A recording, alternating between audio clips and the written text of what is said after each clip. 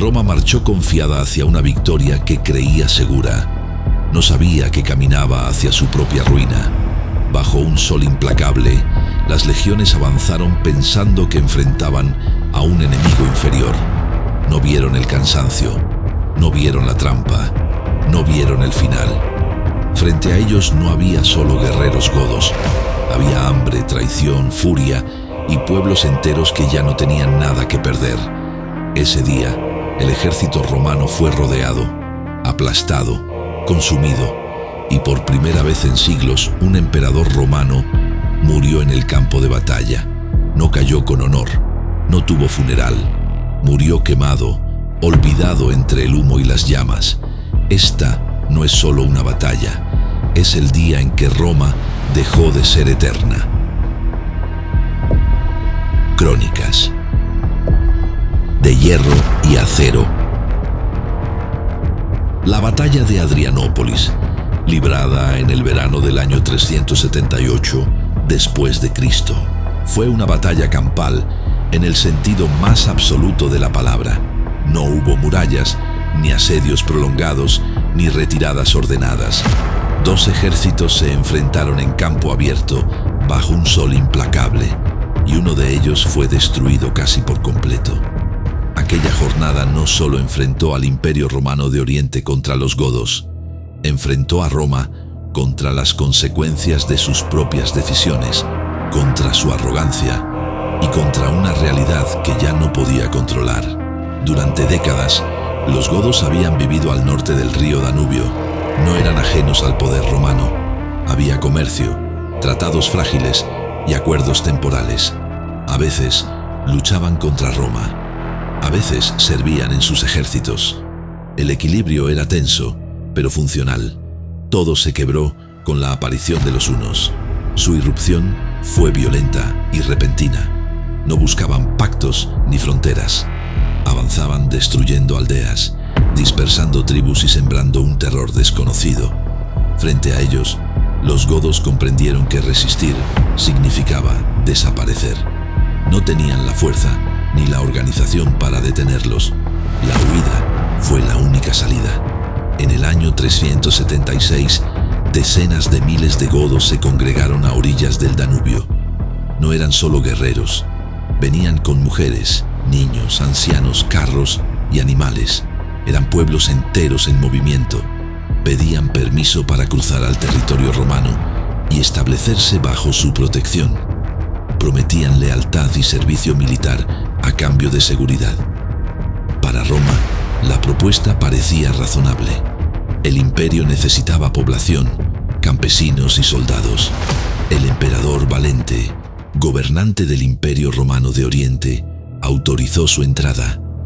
La decisión, sin embargo, fue ejecutada de forma desastrosa. Los funcionarios romanos, encargados de recibir y administrar a los godos, actuaron con corrupción y brutalidad. Retuvieron los suministros, vendieron alimentos a precios abusivos y permitieron que el hambre se extendiera entre los recién llegados. Las fuentes antiguas describen escenas extremas: padres godos entregando a sus hijos como esclavos a cambio de un poco de carne, familias enteras debilitadas mientras observaban cómo los oficiales romanos acumulaban provisiones. El desarme prometido fue incompleto. La humillación fue constante. El pacto con Roma se convirtió en una condena. La rebelión fue inevitable. Los godos se alzaron dentro del propio territorio romano. Atacaron guarniciones aisladas, se armaron con lo que pudieron y comenzaron a desplazarse por Tracia. Al principio no eran un ejército regular, pero la guerra los obligó a aprender rápido. Cada combate los endurecía. En ese caos surgió un líder capaz de mantenerlos unidos. Fritigerno no era un caudillo impulsivo. Comprendía la fuerza romana y sabía que solo la paciencia, el desgaste y el error enemigo podían darles una oportunidad real. Valente seguía la situación con preocupación, pero también con orgullo imperial. Sabía que el emperador occidental, Graciano, marchaba desde el oeste con refuerzos. juntos podían aplastar la rebelión sin dificultad. Sin embargo, Valente tomó una decisión fatal: no esperar. Deseaba una victoria propia, un triunfo que consolidara su prestigio. Confiaba en la tradición militar romana, forjada durante siglos de dominio, y subestimó a los godos, a quienes aún veía como un enemigo inferior. En agosto del 378, el ejército romano marchó hacia las cercanías de Adrianópolis. Era pleno verano. El calor era sofocante. Los soldados caminaban durante horas con armaduras pesadas, escudos, lanzas y provisiones limitadas. El sudor corría bajo los cascos. La boca se secaba. El peso del equipo agotaba los cuerpos y la falta de agua debilitaba la mente. La marcha fue lenta y extenuante. Cuando finalmente divisaron el campamento godo, dispuesto en un círculo defensivo de carros, el ejército romano ya estaba exhausto física y mentalmente. A pesar de ello, Valente decidió presentar batalla ese mismo día. No permitió descanso prolongado ni esperó refuerzos. La decisión fue impulsiva y peligrosa. El ejército godo no estaba completamente reunido. Su caballería pesada, compuesta por godos y aliados alanos, se encontraba ausente, buscando alimento y forraje. Sin ella, enfrentarse directamente a las legiones romanas era arriesgado. Fritiger no comprendió la ventaja que le ofrecía el tiempo. Envió emisarios al campamento romano. Habló de negociaciones, de posibles acuerdos, de términos vagos. No buscaba la paz, buscaba horas. Cada conversación mantenía a los romanos quietos bajo el sol implacable. Cada demora debilitaba un poco más su disciplina. En las filas romanas la tensión crecía. Los soldados, deshidratados y cansados, observaban al enemigo sin entender por qué no se atacaba.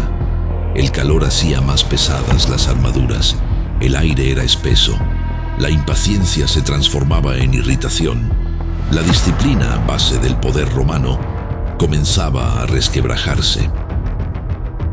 Entonces ocurrió el primer error irreversible. Sin una orden clara del emperador, una unidad de caballería romana avanzó por iniciativa propia. Aquella decisión rompió cualquier posibilidad de coordinación.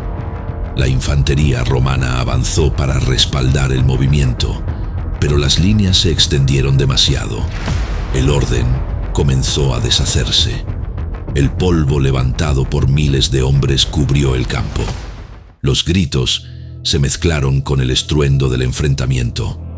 Los godos resistían tras su círculo de carros, manteniendo posiciones, ganando tiempo, esperando. Desde el horizonte apareció entonces la caballería goda y alana. Llegaron al galope, levantando nubes de polvo, frescos, decididos. Atacaron con fuerza los flancos romanos, que habían quedado desprotegidos. El impacto fue definitivo. Las alas del ejército romano cedieron casi de inmediato. La retirada quedó cerrada. El destino estaba sellado.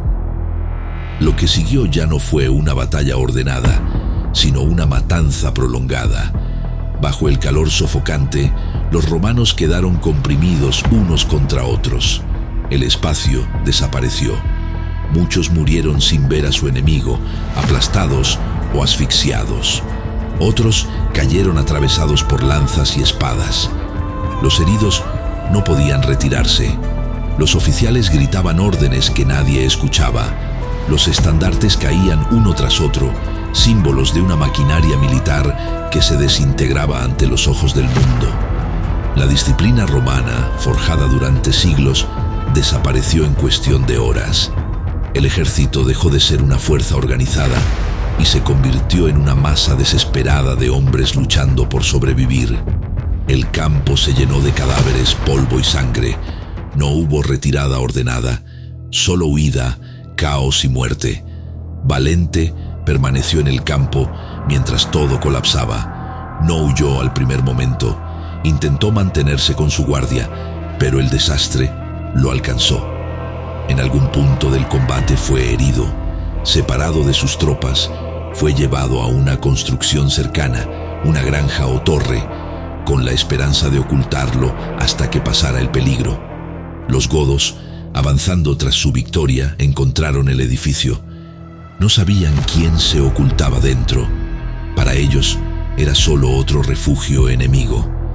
Prendieron fuego a la estructura para obligar a salir a quienes se escondían allí. Nadie salió.